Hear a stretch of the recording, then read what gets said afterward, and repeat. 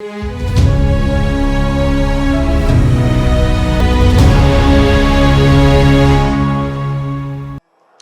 दोस्तों, राजनीति की बातों में आपका स्वागत है। मैं हूं आपका दोस्त धर्मेंद्र कमारी। दोस्तों, पॉलिटिक्स ऑफ चौधर की ये जो हमारी सीरीज है, इसमें आज के वीडियो में हम अंबाला संसदीय क्षेत्र के चुनावी इतिहास पर बात करेंगे। और अंबाला इसलिए भी बहुत महत्वपूर्ण हो जाता है दोस्तों, क्योंकि अभी यहाँ उपचुनाव संभावित हैं, क्योंकि यहाँ के जो सांसद होते थे रतनलाल कटारिया जी, उनका निधन हो गया है। इस पर भी आज हम बात करेंगे कि अगला जो चुनाव समीकरण है यहाँ पे क्या बन सकते हैं। पहले मैं आपको इसकी हिस्ट्री बताता हूँ। और 1952 में देश का पहला चुनाव हुआ था, आपको इसकी जानकारी होगी। तब एक संसदीय क्षेत्र होता था जिसका नाम था अंबाला शिमला संसदीय क्षेत्र। और आप अंदाजा लगा सकते हो कि कितना बड़ा इलाका इस संसदीय क्षेत्र का तब रहा होगा। 1952 के पहले आम चुनाव में कांग्रेस के लाला टेकचंद जी यहाँ से सांसद चुने गए थे और उन्होंने जनसंघ के सोहनलाल जी को हरा दिया था। लाला टेकचंद जी अपने जमाने के जाने माने स्वतंत्रता सेनानी थे और कांग्रेस के जो प्रारंभिक नेता थे लाला दुनीचंद, उनके वो बेटे थे। 1957 के दोबारा आम चुनाव हुए तो जो शिमला का इलाका है उसको अंबाला से अलग कर दिया गया और अंबाला को डबल सीट बना दिया गया। एक सामान्य श्रेणी का विधायक बनता था और दूसरा आरक्षित का। सामान्य सीट से सुभद्रा जोशी जी को यहाँ लाया गया और आरक्षित सीट से चुन्नीलाल जी लोकसभा के सदस्य चुने गए। दोनों ही निर्वाचित सांसद कांग्रेसी थे और सुभद्रा जोशी जी को केंद्र से अंबाला इसलिए लाया गया था क्योंकि यहाँ का जो धार्मिक सद्भाव था वो काफ़ी बिगड़ गया था। 1962 में अंबाला एकल सीट हो गई और इसके साथ ही इस सीट को आरक्षित सीट भी बना दिया गया और तब से लेकर आज तक ये सीट अंबाला वाली आरक्षित सीट बनी हुई है। 1962 में फिर तीसरा आम चुनाव होता है और कांग्रेस के चुन्नीलाल जी ने जनसंघ के जुगल किशोर जी को हराकर यहाँ जो अपना संसद का सफर है वो तय किया। 1967 से 1996 के बीच में कुल 8 चुनाव यहाँ पे होते हैं दोस्तों, और 2 ही नेता यहाँ से सांसद चुने जाते रहे। 4 बार सूरजभान जी और 4 बार राम प्रकाश जी यहाँ से चुनाव जीतकर सांसद बने।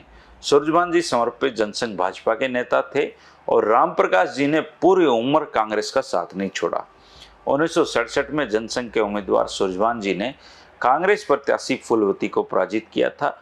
1971 में 5वीं लोकसभा के लिए चुनाव होते हैं तो राम प्रकाश जी ने सूरजभान जी को पराजित किया।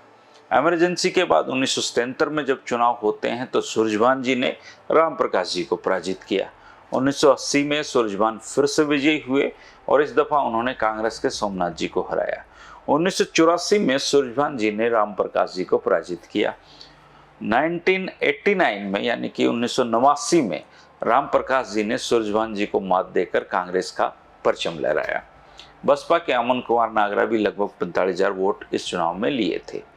1991 के चुनाव में भी राम प्रकाश जी ने बाजी मारी और उन्होंने फिर से सूरजभान जी को पराजित किया। इस चुनाव में चौधरी चांदराम जी ने भी अपनी किस्मत आजमाई थी, लेकिन वो तीसरे नंबर पर रहे थे। बसपा के अमन कुमार नागरा जी एक कैंडिडेट होते थे, उनको 1,11,000 वोट इस दौरान मिले थे। और 1996 में भाजपा जो प्रत्याशी हैं सूरजभान जी, उन्होंने कांग्रेस के शेर सिंह जी को पराजित किया और अमन कुमार नागरा जी 1,65,000 वोट लेकर तीसरे नंबर पर रहे। 1998 में बहुजन समाज पार्टी के अमन कुमार नागरा ने इनेलो से गठबंधन के चलते जीत हासिल करने में सफलता हासिल की। उन्होंने भाजपा के सूरजभान जी को हराया।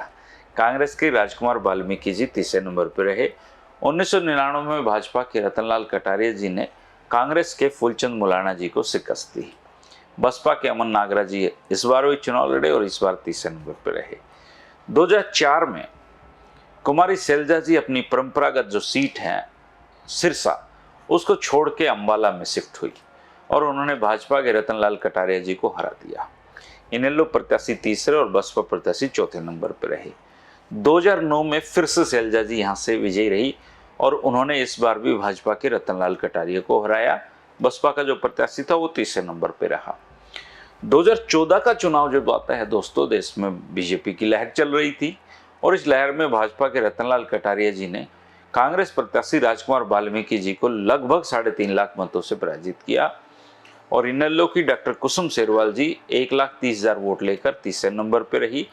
बसपा के कैंडिडेट थे डॉक्टर कपूर सिंह, उनको 1,26,000 वोट मिले थे। 2019 में फिर से हरियाणा में 10 सीटें जो हैं इस बार भाजपा ने जीती।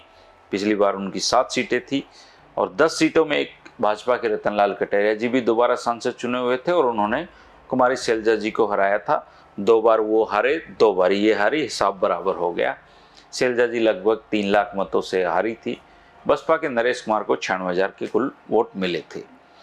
अब दोस्तों सीन चेंज होता है। पिछले दिनों अंबाला के जो सांसद थे रतनलाल कटारिया जी, उनका निधन हो गया है, आप सबको जानकारी है। और अगर नियमों के अनुसार हम देखें तो 1 साल का समय अगर आम चुनाव में बचता हो तो उपचुनाव करवाना लाजमी होता है, जरूरी होता है। सरकार चाहे तो कुछ भी हो सकता है कर, लेकिन ऐसे में संभावना ये बनती है कि अंबाला में उपचुनाव होंगे। और ऐसे में कहा जा रहा है कि भाजपा में उपचुनाव को लेकर 2 गुट बने हुए हैं। एक गुट का तो ये मानना है कि जीटी रोड बेल्ट पर भाजपा मजबूत स्थिति में है और आसानी से ये चुनाव जीतकर आम चुनाव की हवा हरियाणा में तीसरी बार सरकार बनाने के लिए बना सकते हैं। वहीं एक गुट का ये भी मानना है कि अगर उकचुक हो गई तो फिर सरकार का पतन निश्चित है। ऐसे में असमंजस की स्थिति भाजपा के में भी है और चुनाव टालने की भी कोशिश से वो गुट करेगा। कांग्रेस के पास कैंडिडेट तो मजबूत है, कुमारी शैलजा कैंडिडेट हैं, लेकिन भूपेंद्र सिंह हुड्डा की मदद के बिना वो चुनाव नहीं जीत सकती। इसलिए वहां भी अलग अलग तरह की बातें सुनने को आ रही हैं। अब आप ही उनकी मदद करिए, बताइए कि वहां पे किसकी स्थिति मौजूद है। जीटी रोड बेल्ट पर अंबाला संसदीय क्षेत्र में अगर उपचुनाव होते हैं तो यहाँ से कौन सी पार्टी जीत दर्ज कर सकती है, बीजेपी या कांग्रेस? मुझे आपके कमेंट का इंतजार रहेगा दोस्तों। इस सीरीज में अब केवल 10 जो विधानसभा क्षेत्र हैं जो अंबाला संसदीय क्षेत्र में पड़ते हैं, 9 विधानसभा क्षेत्र, उनकी जानकारियां बाकी रह गई है। इस पूरी सीरीज में हरियाणा के जो 90 विधानसभा हल्के हैं और 10 लोकसभा हल्के हैं, यानी कि 100 जो ये वीडियो हैं, ये आपको पॉलिटिक्स ऑफ चौधर की सीरीज में मिल जाएंगे।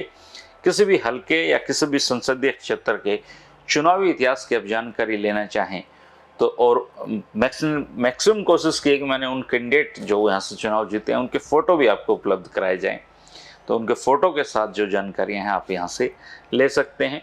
पूरी यूट्यूब की हिस्ट्री में ये एक नया प्रयोग था दोस्तों, बहुत मेहनत लगी इसको करने में, फ़ोटो ढूंढने में खासी मशक्क़त का सामना करना पड़ा। तो आप ये पूरा जो सीरीज़ है ये आने वाले समय में जब भी आप पॉलिटिकल हिस्ट्री यहाँ से सर्च करेंगे तो आपको ये जानकारियाँ मिल जाएंगी। आप पिछले वीडियो देखना चाहें तो उस सीरीज़ में जाके देख सकते हैं। कल से हम अंबाला संसदीय क्षेत्र के जो 9 हल्के बच गए हैं अब जो इसके अंदर आते हैं उनकी जानकारियाँ मैं आपको दूंगा। इसके साथ ये सीरीज़ भी कंप्लीट हो जाएगी। इसके बाद और दूसरे वीडियो में मुलाकातें होती रहेंगी दोस्तों। शुक्रिया, नमस्कार।